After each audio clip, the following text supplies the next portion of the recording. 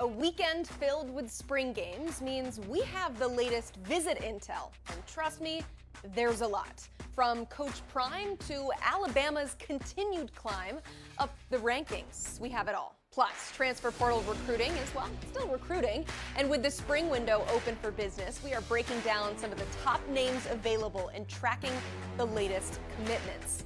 And after striking out with quarterbacks in the 2024 class, North Carolina not giving up yet. Where do they go from here? We'll answer that pressing question and more as the college football recruiting show starts right now.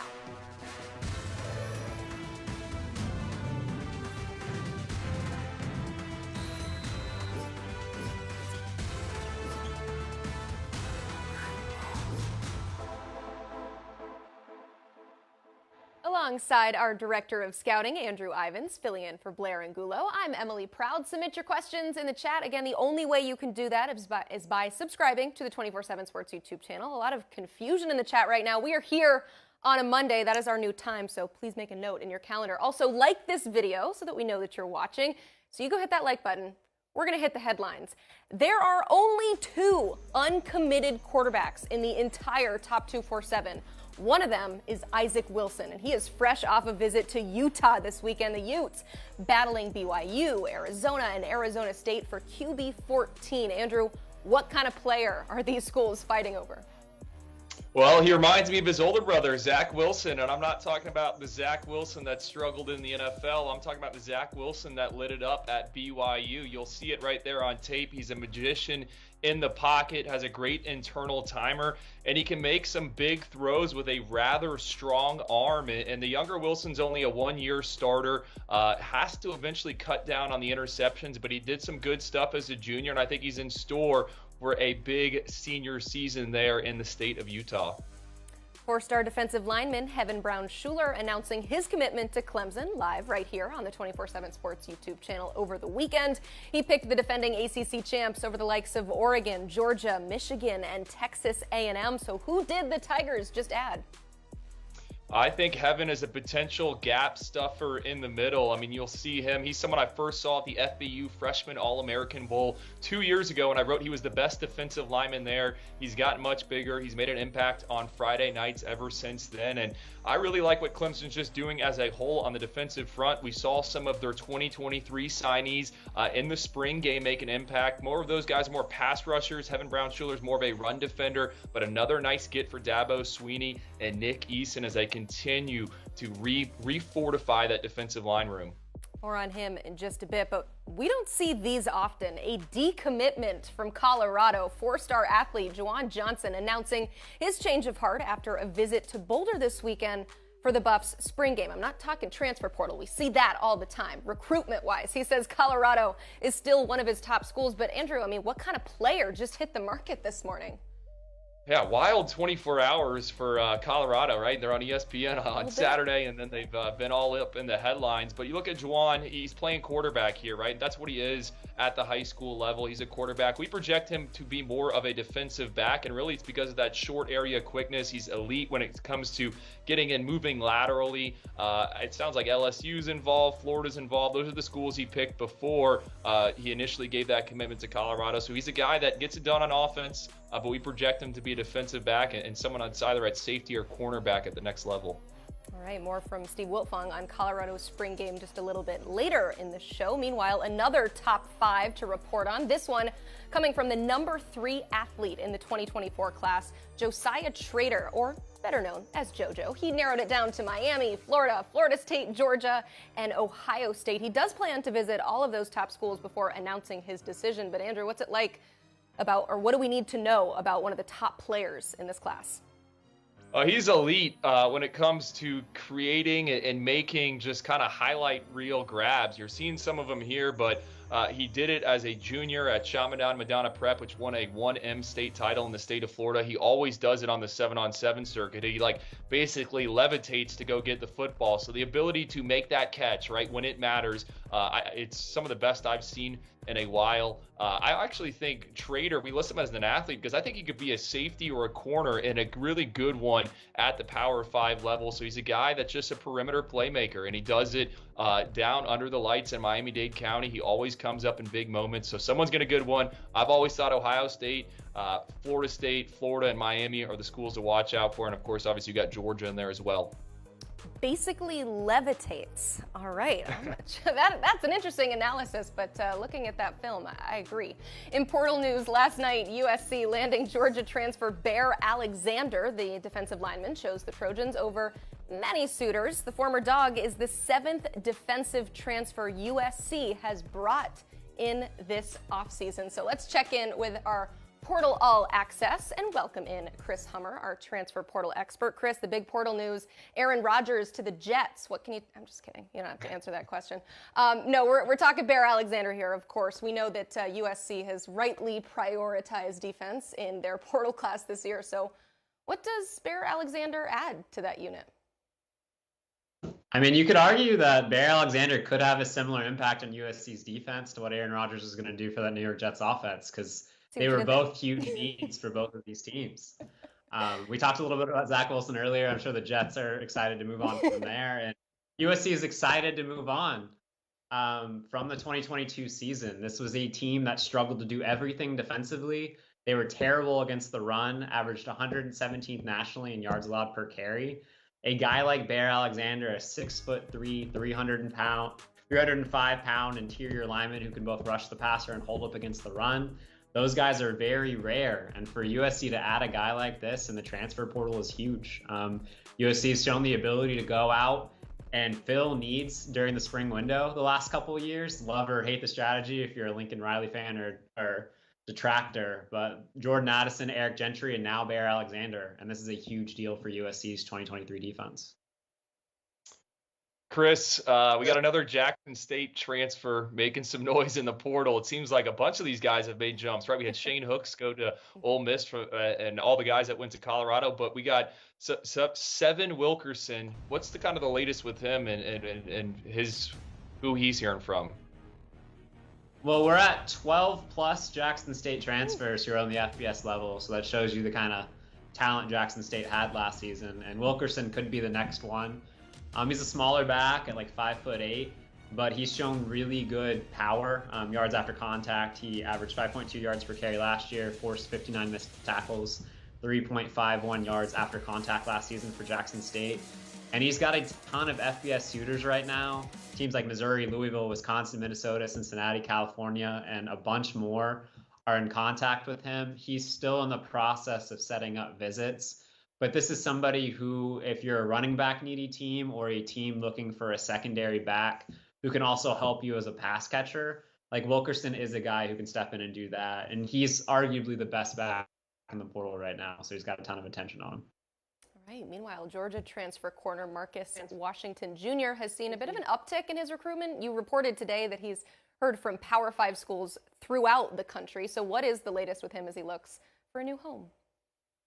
Yeah, Marcus only went in the portal 24 hours ago, so he's had a wild time. I talked to his dad this morning. Louisville, Indiana, North Carolina, Utah, Virginia Tech, Arizona, and Pittsburgh have all reached out within the first 24 hours. I think they're still in the process of setting up visits and really diving into the schools that have reached out, but this is a very popular guy. I know Andrew could probably speak to it a little bit better than me, but Marcus Washington's a really young player. He was originally in the 2023 class. He was a top 100 player in that class before he decided to reclassify and go to Georgia in 2022. He only played one game for the Bulldogs last year, but he's moving on, looking for a chance to play right away. And I think talking to a couple schools about him today, they view him as a future potential starter in the secondary and a real difference maker. So he's going to be very popular as his portal process starts to draw out a little bit more, and he has time to set his visits and really figure things out. Well, Chris, this could apply to Bear Alexander as well. I mean, we've seen guys leave Georgia's defense and then go be impact players elsewhere. Tyreek Stevenson at Miami, Jermaine Johnson at Florida State a few years ago. I mean, just because you're leaving UGA doesn't mean it's the end of the world. It's kind of quite the opposite. We wanted to bring up another school, TCU. I think you got a few crystal ball picks in there, or you've logged one recently. The Horned Frogs, they've lost guys. They're bringing guys in. What's kind of the latest there for a team that played for a national title. Yeah, TCU recently added Dylan Wright, the former Minnesota wide receiver. He's a DFW native, has had a bit of a winding career. He was at Texas A&M, then he was at Minnesota, and now he's back in the Dallas-Fort Worth area with TCU. But Dylan is somebody I followed since high school, big-bodied receiver, an athletic freak, one of those outside receivers that TCU really loves to push the ball vertically to. I think TCU is very excited about what they're bringing in with Dylan Wright. If he puts everything together, he's the type of guy who could be a draft pick and maybe even an early round draft pick if he has a great last couple seasons with the Horned Frogs. The other crystal ball I put in was Colton Deary, who is a offensive lineman from Maryland. Probably not as well known as Dylan Wright, but he started 2 games for Maryland at center this year. He's somebody that I know the TCU staff really loves. I think they're in excellent shape in his recruitment, and I expect them to ultimately land Colton Deary. He is a former wrestler, like pretty much everything you look at as an interior lineman and as a center at that position. And I know they'd be thrilled to land him. And then another one to keep an eye on, don't have a crystal ball in yet because he's got a couple teams after him. It's Chance Nolan, former Oregon State quarterback. TCU is one of those teams looking for depth at quarterback, looking for a backup quarterback with experience. Chance Nolan was on campus this past weekend. He also visited Purdue, and he's a popular guy in the market right now for teams looking to fill an experience need at quarterback. He's been in the portal for quite some time. For people watching right now, we'd love to get to 50 likes. If you're happy about the fact that we're here one day early, you don't have to wait an extra day for all of this intel, go ahead and smash that like button. Let's finish here, Chris. Louisville landing an offensive line transfer in Willie Tyler this past weekend. Of course, a big win for new head coach Jeff Brom. But who are some other names to watch for out of Louisville as they look to continue to build this roster? We spend a lot of time talking about Colorado, and justifiably so. They've been super busy in the portal, but you could argue nobody right now is more active than Louisville. Jeff Brom's got a ton of needs to fill, and they've been extremely, extremely active in the portal. They had 6 official visitors on campus over the weekend. They have 3 more on campus this week, and I know they've got a couple more in the works. I think Louisville is in excellent shape for former Oregon linebacker Keith Brown. I think they're in really good shape for former Virginia defensive back Cameron Kelly, who was at Virginia for a very short amount of time. He was at North Carolina this past season. I think they're in really good shape for Anthony Wilson, a safety transfer from Georgia Southern. I think Louisville is hoping to add at least 2 more offensive line transfers. They've had guys like Matthew Wyckoff on campus from Texas A&M, Lance Robinson from Houston. Louisville is really looking to bolster this roster and make a run in year 1 under Jeff Brom, and they're being very aggressive in the portal to do so. Sounds like it. All right, I lied. We got a great question in the chat, so I got to ask you this, Chris. This is from Jason saying, "Hey, Chris, love your portal content. So do we, Jason. Should Deion in Colorado be worried about all of the transfers? You mentioned there's been quite a few today and yesterday." Yeah, we've seen 14 scholarship transfers since the spring game on Saturday. And I mean, part of that, like Deion Sanders is a content machine, and part of being on ESPN is a lot of schools are going to see your best players, and they can make some phone calls after strong spring game performances. I think we're seeing a little bit of that. Colorado's lost some really important receivers in the last 24 hours. Some really quality players that can get a ton of attention. But also, like, if you're going to bring in 30 transfers and the day you walk on campus, you're going to tell your current players that you're bringing Louis and you're probably not Louis, you're going to you're going to make some people upset in that locker room. And this is just part of the process for Deion Sanders of overhauling that roster. Like, you'd love to overhaul the roster and keep every single good player that was there before, but I don't think that's possible with the way he's probably approached that roster building process. So they're stripping everything down to the studs. They're rebuilding the foundation. They've had 40 plus scholarship transfers enter the transfer portal this offseason. So this is just part of it. When you're going to turn over the roster the way they are, you're going to ultimately lose a couple people you don't want to, and we're seeing that from Colorado right now. Good news for us is that you are keeping track of all of it, and you will continue to update us on all the chaos happening with Colorado and all across the country. Chris, appreciate it. You can check out the full transfer portal rankings and all of the latest headlines and news on 247sports.com.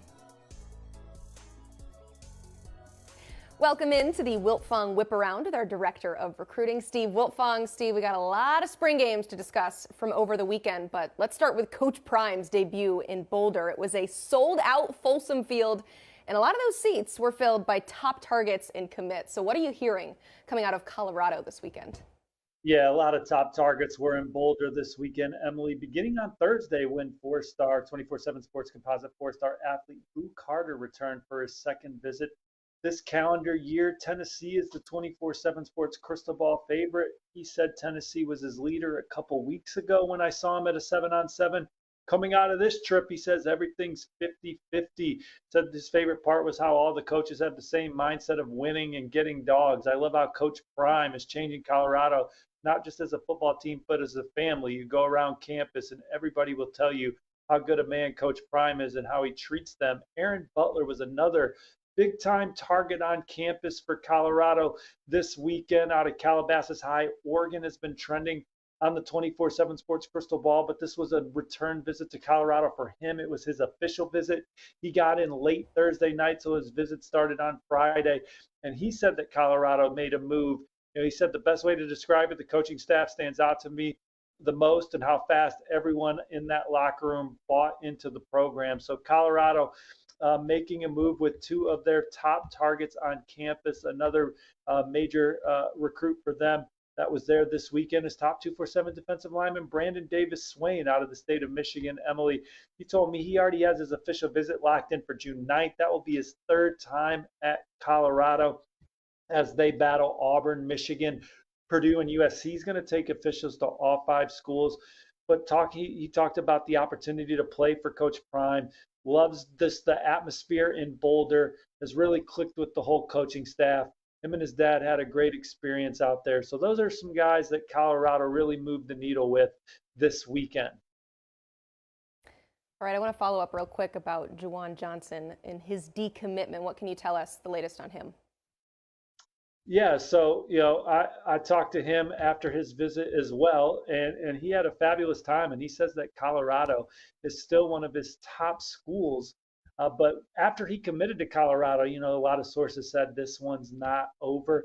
And I think we're going to talk about him a lot when we start talking about LSU because they're certainly in the mix. The Tigers never went away on that one. Juwan visited Colorado earlier this year, fell in love and committed and announced shortly after. Had another good visit this past weekend, but he's ready to continue to go through his process. And LSU is a program that has never gone away in that recruitment and will be one to watch moving forward as Brian Kelly and his staff really emphasize in-state recruiting. They were so national last cycle. They're definitely recruiting their footprint here in 2024. We'll talk about LSU shortly, but first, how about Notre Dame? A lot of buzz out of South Bend. You have a piece about it on our website, 247sports.com. Be sure to check that out. But what are some of the highlights from the weekend?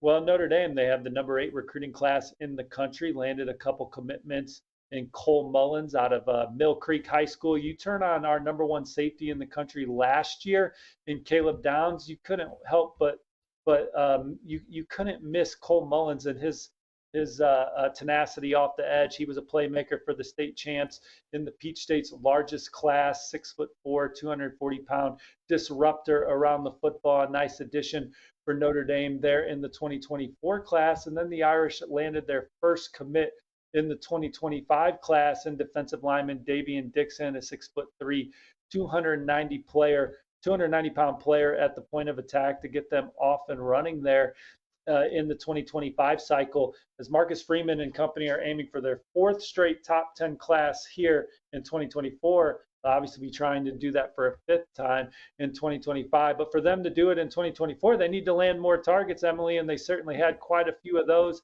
on campus this weekend. In-state 4-star offensive lineman Styles Prescott returned. I think Notre Dame continues to be the one to beat for him. I thought there was a chance he could maybe commit during his visit. That didn't happen.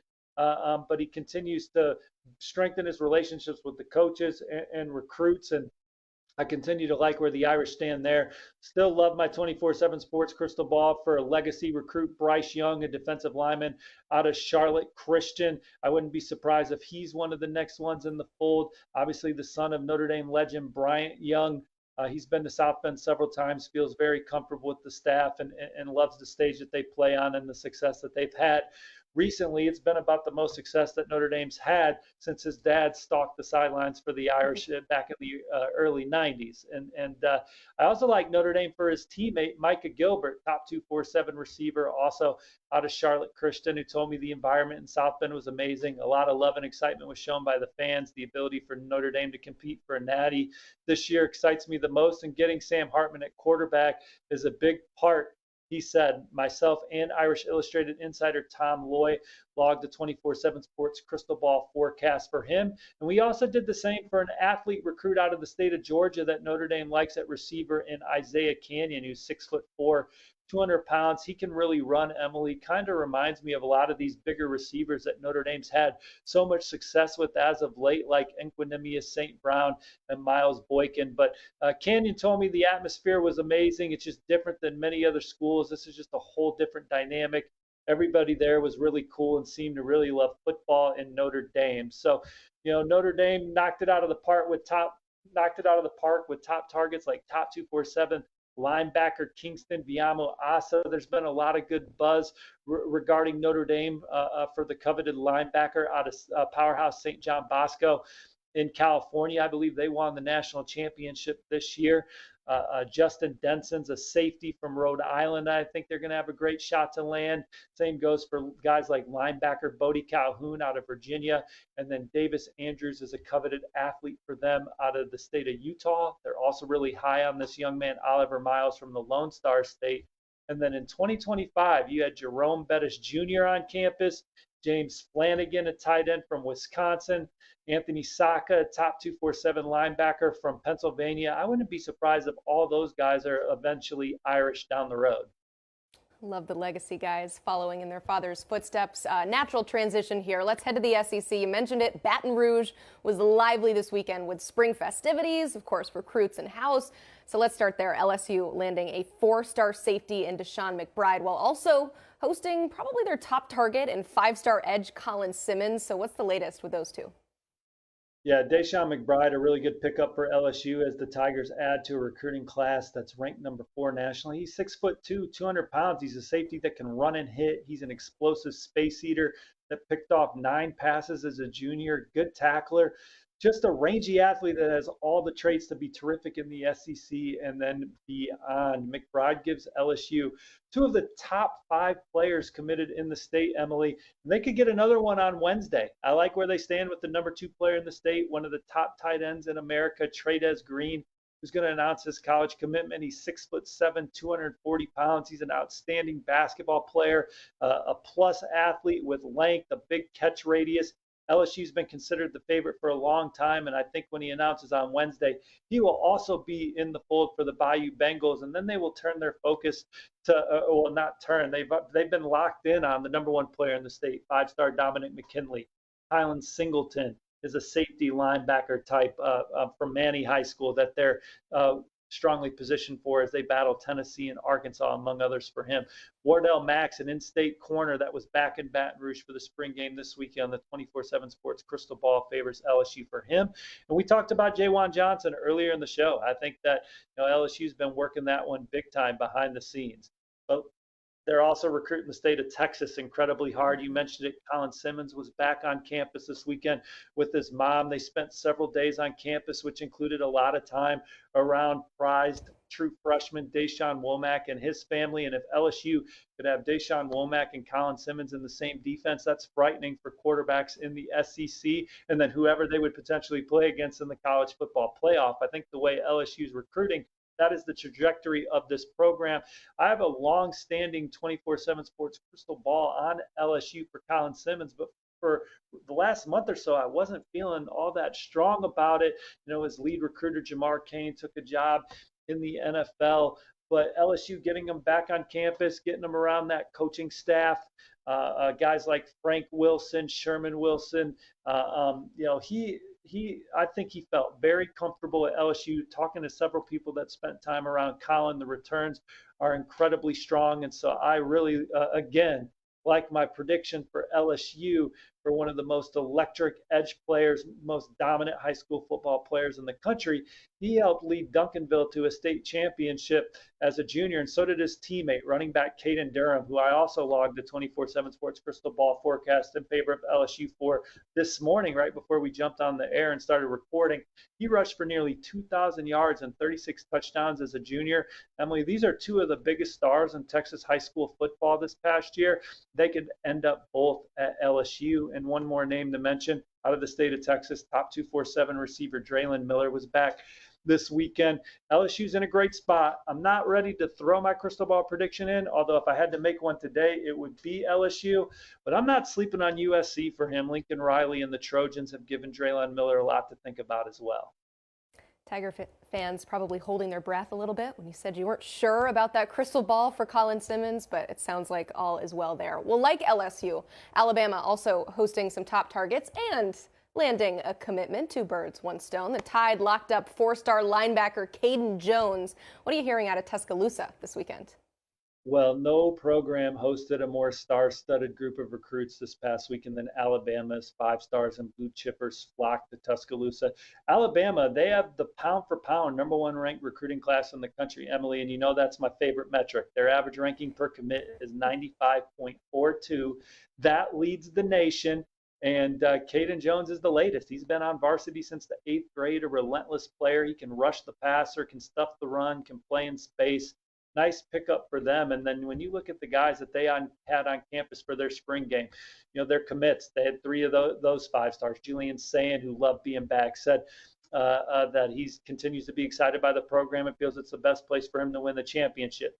2 other 5-star commits, Perry Thompson, a receiver from in-state, and Jalen Mbakwe, an athlete from in-state that could shine on both sides of the ball. But Alabama, you know, he talked about Alabama's secondary and watching them. Those are guys that have taken visits elsewhere. You know, Perry Thompson is looking at Auburn, looking at Tennessee. You know, Jalen Mbakwe's been to LSU. But those guys getting back for A-Day, getting back around the program, they loved being back at Alabama, and it certainly reminded both of them of what they love about the Crimson Tide as they continue through their process. And I don't know if you saw the video, Emily, of Nick Saban pulling up to Bryant Denny there in the Mercedes, and guess who gets out of the car with him? DeMarcus Riddick, the #2 linebacker in the country. He's currently committed to Georgia. But I talked to a source close to Riddick last night that told me that he thought that Alabama has a great shot to pull Riddick away from the Bulldogs. Auburn's trying to do it as well. There was a time where maybe I thought Auburn had a better chance to flip Riddick from Georgia, but now I would say Alabama has that better chance to flip Riddick from Georgia. So definitely one to monitor moving forward. Some other big names that were on campus included 5-star edge Jordan Ross, who Alabama continues to be one of his favorite schools alongside Tennessee and Auburn and Georgia, LSU, to name a few others. Jaden Riddell is one of the most coveted tight ends in the country from Missouri. He's been to Alabama 3 times now, twice this calendar year. My crystal ball's on Georgia, but I'm not sleeping on the Vols or Crimson Tide for Jaden Riddell going into his June official visits to all 3 of those programs. Jeremiah Beeman's a top 247 in-state defensive lineman that's been on campus numerous times. He'll official in June. Alabama's got a great chance there. Kevin Riley from Tuscaloosa County, a top 247 running back from nearby.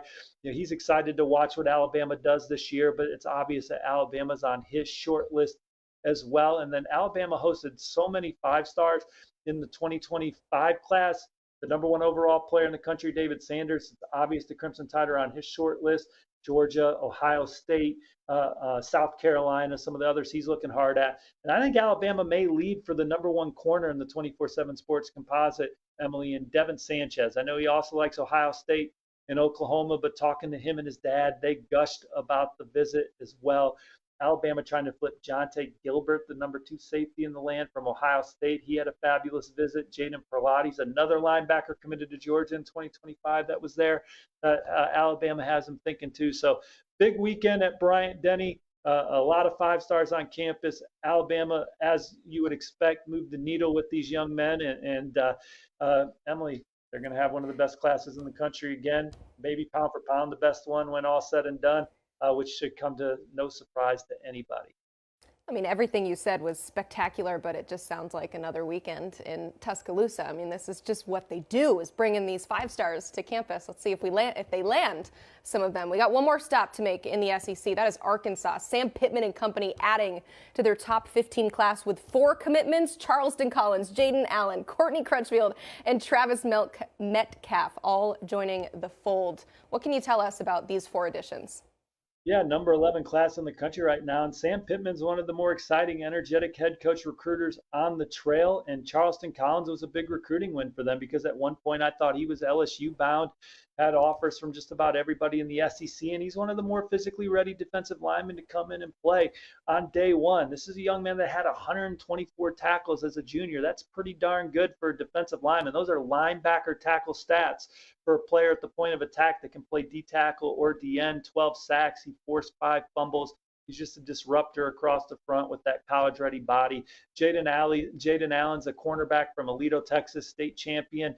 11 pass breakups, 3 interceptions, a forced fumble as a junior. I love his change of direction and burst, his instincts, his ability to break on the football.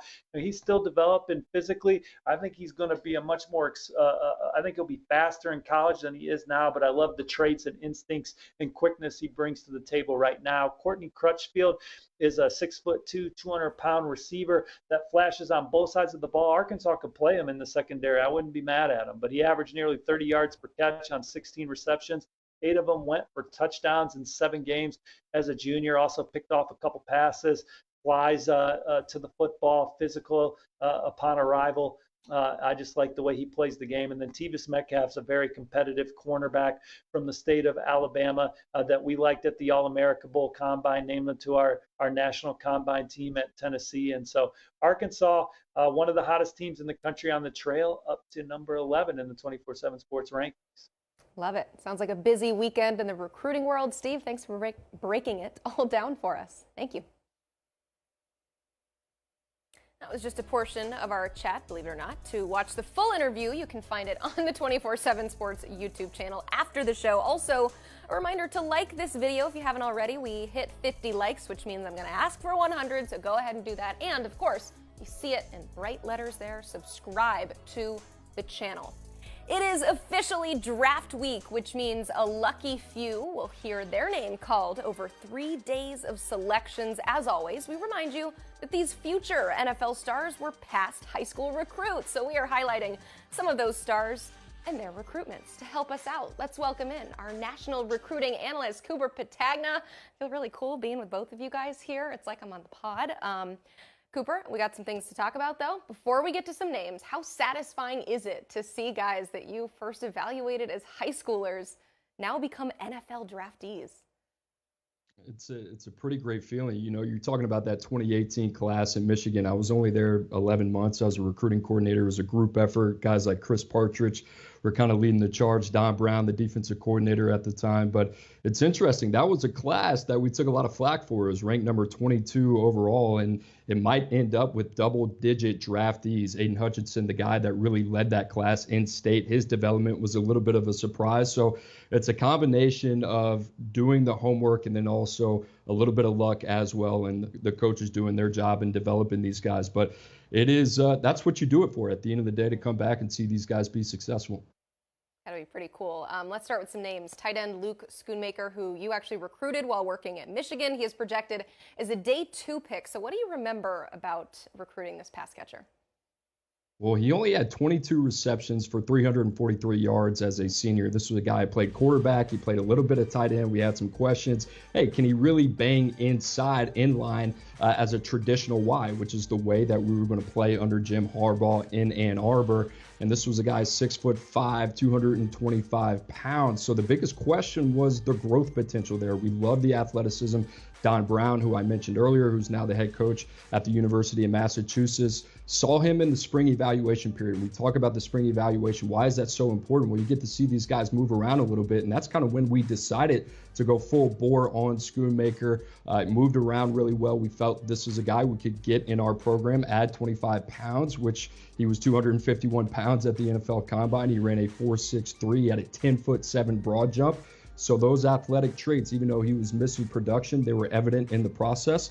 And that's what gave us the confidence to pull the trigger on a guy at the time who respectfully was the number 39 tight end in the country, number 796 prospect per the 24/7 Sports Composite. Coop, another guy you recruited when you were there at Michigan, Ronnie Bell, led the Wolverines in receiving yards this past season. You look at his NFL draft profile, our guy Lance Zierlein says he's a true Michigan man, fought back from an injury. So what do you remember about Ronnie Bell and getting him signed?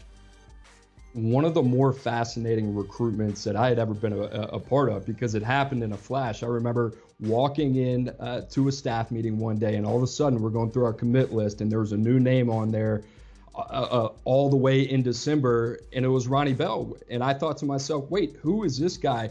Coach Harbaugh's brother-in-law was a high school basketball coach at Blue Springs, Missouri. A guy that he went up against was Ronnie Bell at Park Hill. Now, Ronnie Bell was a two-sport athlete. He had 0 Division I football offers. He was committed to Missouri State for basketball, where he averaged over 14 points on the hardwood. You turn on the tape, this was a guy that was top 3 in Missouri State history, receptions, yards, TDs, in the company as Dorial Green Beckham, Jeremy Macklin as well. He had over 1,600 yards as a senior, 21 touchdown receptions as well. So everything that we were looking for in the receiver position late in the process, we needed another guy. We knew a lot about him. We felt good. Sometimes things happen quick. And like I said, I mentioned luck earlier. I would have to say, I want to give Coach Harbaugh a lot of credit, but a lot of luck involved in this one as well. It's pretty cool to hear all the behind the scenes things that were happening to get him on campus. Worked out for all parties involved, really.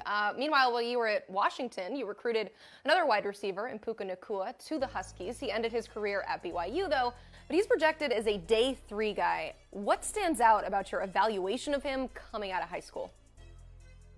One of my favorite. I talk about clean prospects a lot. What is a clean prospect? That means they are box checkers. And Puka Nacua was a multi-sport guy. He was second team All-State in basketball as well. But he was also elite in track and field, not just the 100-meter. He was an 11:01 guy, which was above average there. But the long jump, he was a 23:10 guy. He also had siblings, 3 of them, all older siblings that played at BYU as well. So once you get in that gene pool, you look at the production, his junior and senior year, he was elite there as well. This is a guy, Gatorade Player of the Year in 2018, also Utah's Mr. Football. So check box in terms of the production, the athleticism, also the genes. I mean, he was like a can't-miss guy. Didn't work out at Washington. Goes to BYU, better fit. And I think he's going to be a guy that's really going to surprise a lot of people, as Andrew talked about, had a really productive Senior Bowl with our guy Jim Nagy down there in Mobile. And I think he's going to have a long and steady NFL career. I love it. You got the NFL analysis while also the walk down memory lane. You do it all. Thank you, Cooper. Thank you. All right, remember that aforementioned podcast? Here it is. Go check it out if you have not already. The 24/7 Sports Football Recruiting Podcast with Andrew Ivins and Cooper Petagna. New episodes drop in your feed every Tuesday, Wednesday, and Thursday. You can find it wherever you get your podcasts. Let's head to Chapel Hill. Why don't we? Where North Carolina currently sits inside the top 15 as of today at number 11 in the 2024 recruiting rankings with 12 total commits. That's also good for 3rd in the ACC. I say as of today, adding a last-minute recruit here. And we're going to take a closer look here with Don Callahan of Inside Carolina. Don, Mac Brown and company can boast a strong class that just got a little bit stronger today, but one that is notably without a quarterback. I mean, they've pursued a few, including 5-star Jaden Davis. He, of course, picked Michigan. So with a lot of the top guys already off the board in this class, what is the Tar Heels' plan to address a quarterback this cycle? So a lot of the guys that North Carolina was pursuing, they made their decisions within the last month or so, and they just decided, and I think this is a good decision, hey, the spring evaluation period is right around the corner. Let's just start all over, go see some guys throw, and then make some decisions from that. So UNC is going to head into that period with about half a dozen, maybe a dozen names. That list will grow or it will shrink, and then I'm sure we'll probably see some offers come out. But right now, it's, I don't want to say a blank slate, but it's basically they're kind of starting over right now at that position. Well, Don, I've heard 3 different names already kind of linked to North Carolina when it comes to the quarterbacks. Trevor Jackson, a kid in Orlando, he earned an invite to the Elite 11 finals. Sounds like they're going to come see him throw. Then Michael Merdinger, right here in Fort Lauderdale. He's never been a starter, right? He's a kid that grew up in Israel, learned how to play or throw a football by watching YouTube videos. I think they're going to check him out. And then Aaron Philo, former Minnesota commit. It sounds like those. I think those are all intriguing options for them. All those guys have different things going for them. But, UNC, you look at the class, how do they get back on track into the top 20s of the rankings?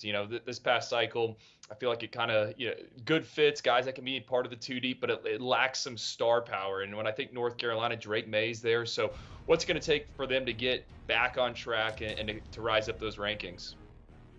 Well, I think a lot of the recruits want to see some more from the football field, and so it's probably going to, any sort of improvement is probably not going to be felt in this current class. And they have taken a step back. Mac Brown's first 3 full classes, they finished number 14 twice and number 11 in the 2022 class. Last class, as you were kind of alluding to, they dropped all the way to 29. This class, it looks like it's probably going to be similar to last class. There are some in-state guys like Alex Taylor, Jonathan Paler. There's some running backs who are 4-star guys that UNC is involved with. But even if North Carolina batted 1,000 with all of those guys, it's probably not going to be enough to replicate what they did in those first 3 classes underneath Mac Brown. All right, if you are watching and have not already hit that like button, we are close to 100, which is my goal. So go ahead and smash the like button. You mentioned 4-star in-state wideout Alex Taylor. He's, of course, a big target, but a few other Carolina schools want a piece of him, like NC State and Clemson. So where does North Carolina currently stand with the Greensboro standout? So I think North Carolina is behind right now. I think if he were to decide today, it would probably be Clemson. But this is a kid who loves the recruiting process, so I think he'll take all of his official visits. He also is very impressionable. And I think North Carolina has kind of positioned itself pretty well within his official visit schedule. I'm a big guy who looks at those, just how the official visit schedule kind of lays out. I know things are going to change with the unlimited officials, but he starts off June with Clemson, followed by Virginia Tech, NC State, and then North Carolina right before the summer dead period. And if he sticks to his plans on deciding in the middle of the summer, I think that benefits North Carolina, and they might be able to sneak this one out. Don, another guy that is right there in the Carolinas and talking with, communicating with a bunch of those schools, Clemson, NC State, North Carolina, Jonathan Paler, athlete, think he could play some wide receiver, maybe some running back as well, trending more towards a ball carrier. What's kind of the latest on him and North Carolina's chances of getting him to Chapel Hill? So his situation doesn't look as promising right now. UNC's definitely in it. At one point, though, he wasn't intending on taking an official visit to UNC. Now he's open to that idea. So now North Carolina needs to get over that hump, get the official visit scheduled. The thing that's a little bit scary, as I talked about when I was talking about Alex Taylor, is just how his official visit schedule lays out. He has South Carolina as his final official visit before the summer dead period. Well, South Carolina is also the school that he says is his leader. So we could see a bunch of twists and turns with each official visit, but ultimately South Carolina is going to be able to potentially turn the momentum back in their favor, which I don't like for North Carolina's chances, obviously. Okay, put aside last year, I mean, the Tar Heels' place inside top 15, top 20 range is a familiar one under Mac Brown. So when looking at their current commits, as well as maybe some guys on the board that we talked about, what do you project the ceiling is for this 2024 class? Yeah, as I was talking about earlier, it's looking more likely that it's going to be similar to the 2023 class as opposed to the prior classes. UNC, you mentioned earlier, sits number 11 right now, but we know it's really early in the cycle. A lot can happen, and if you look at UNC's class, they have 12 commitments, but only one 4-star commitment. All the rest are 3-stars. They are messing with some other 4-stars like Alex Taylor, like Jonathan Paler, and a few others, but I just don't think it's going to be enough to force their way into the top 25. And I think they need to show more progress on the football field this fall and hope that it pays dividends with the next class. All right, Don, thank you so much for being on the show. No problem. Thanks for having me, guys. If you want more from Don and the whole crew at Inside Carolina, it is your spot for all things North Carolina football, basketball, and of course, recruiting. Also, I highly recommend checking out the VIP membership. With it, you will get exclusive information that you can't find anywhere else. Speaking of exclusive information, when we have our director of scouting on the show, I got to ask about some of the scouting reports from these recruits when it comes to North Carolina in particular. Of their 12 commitments, is there a couple guys that you're maybe high on? Well, there is. I mean, you brought up North Carolina's right now number 11 in the rankings, and I think the word Don was searching for is probably like staying power. I don't know if they're going to be able to stay up in the top 20, and we still got senior seasons to be played, and we'll see where some of these kids stay ranked. But when I look at the commit list, like, I don't see a bunch of takes where I don't disagree with them. They just might not be getting the more of the high-profile guys. So you take a guy like Davion Goss, Bullet is what they call him, the running back here, right down at Chaminade Madonna Prep. I mean, this is a guy that has produced for a team that's won state titles in back-to-back years. I think his play style is conducive for the ACC. He's a guy that can bang in between the tackles. They got a new offensive coordinator there in Chapel Hill. They're going to still throw the football, but got to establish a run game. And Davion Goss is a guy that I think could arrive early and play early. We keep seeing running backs make impacts as true freshmen, so he's definitely one. And then Jaden Patterson, a defensive back. They just picked up a commitment from him over the weekend, kind of a guy that flew under the radar. He was at Mill Creek. We heard Steve Wiltfong mention it. The other guy that was headed to Notre Dame and Caleb Downs being there. But Patterson has some of the best 400-meter dash times out there. He just qualified for states in the Georgia meet.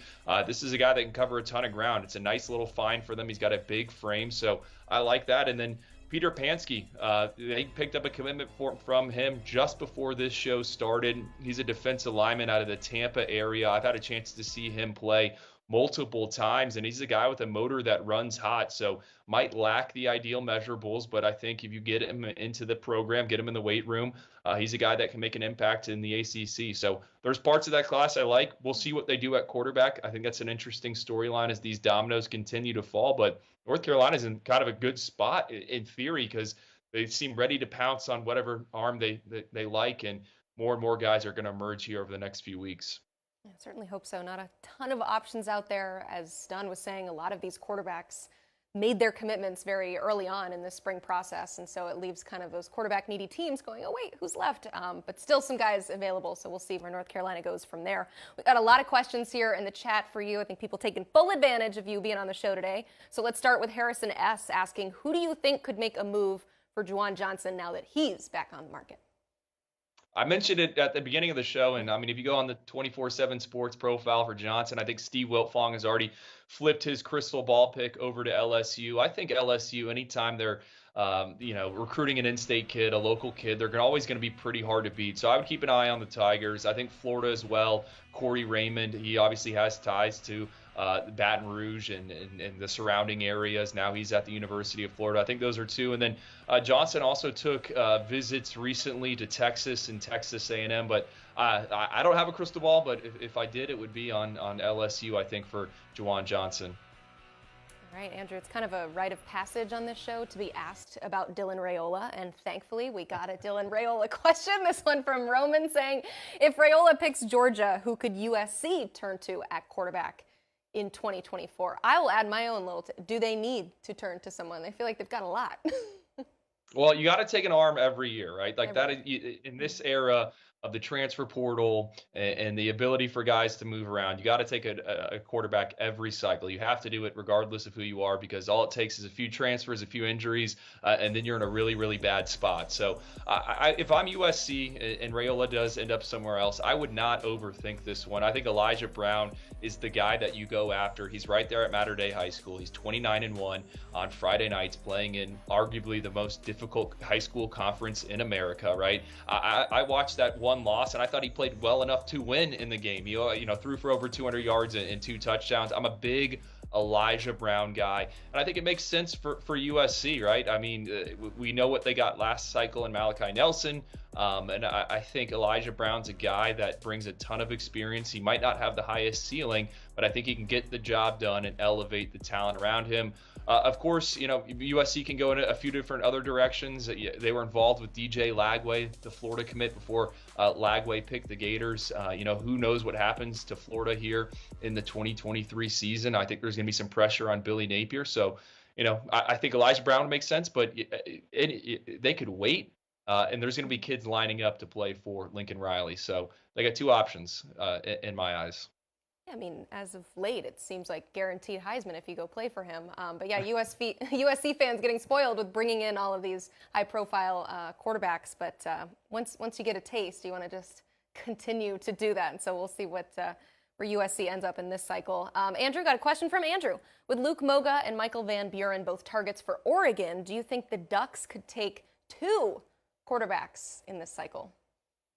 Well, I don't really have any inside intel on this one, but just kind of goes back to my theory. I think you need to consistently reload and restock that quarterback room. The Athletic recently did a study where they looked at the top 50 arms since 2017. So the top 50 quarterback recruits in every cycle, 70% of those guys had at least transferred once. And when you look at Oregon's quarterback room, obviously Bo Nix is coming back. They got Ty Thompson there. And then Austin Novosad, who I was super high on throughout the recruiting process. I thought he struggled a little bit at the All-American Bowl. I think he could be your quarterback of the future, but you still need to bring in more arms. And Luke Moga, Michael Van Braun, it's not easy to get 2 quarterbacks in, but if you can do it, you should absolutely try. I think with Luke Moga, what's unique about him is he's also a really talented athlete. And we've had these conversations behind the scenes at 24/7 Sports, moving him up. I said, we could list him as an athlete. I don't care if he's a defensive back or a wide receiver. I mean, the testing numbers are off the charts. You're talking 4.57 in the 40-yard dash and a 4.01 short shuttle. So